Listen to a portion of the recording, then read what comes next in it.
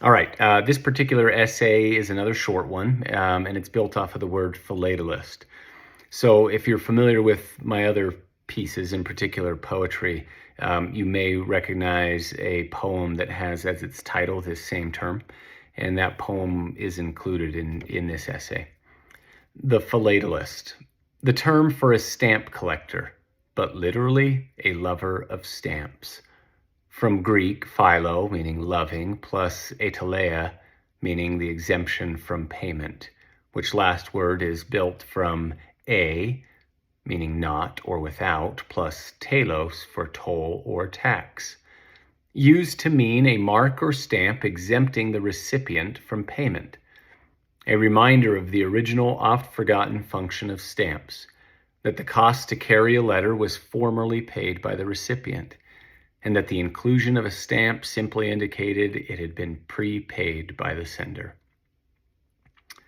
A poem of mine, and nothing more, to offset the length of the last chapter, and because sometimes you can't think of anything else to say other than what you've already said, except maybe this. A lot more than letters and packages have been carried for me, and some of them very heavy ones, like burdens and sins and moments of fear and hurt and doubt and self-loathing, and that one time I fell from my bike and scraped my arm. So thank God, I say, for moms who hold us and wipe away our tears, then sit us on the counter and apply mercurochrome, which always made the cut look even worse, and which hurt like crazy, but was actually preventing infection and giving our bodies time to heal. And for dads who say, dag nabbit, that's gotta hurt, and by George, hang in there, which really mean, I love you, son.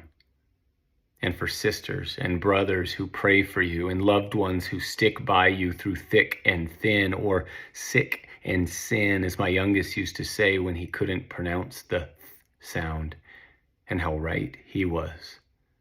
And for little children who never change how they feel about you, and just slightly ahead of the children in purity, for Jesus Christ, the first letter carrier, who, of his own choosing, prepaid for everything I just mentioned and more. The Philatelist. Searching through my son's stamp collection, struggling to explain how value is determined, stuff about centering and margins and grades, the degree of cancellation or the condition of perforation, even about the glue on back with terms like re-gummed or mint never hinged, only to see that to him it doesn't really matter. The two monkeys from Rwanda, that majestic elephant from India, these are way more cool than the fragile one from World War II whose liquor quite possibly didn't even make it home.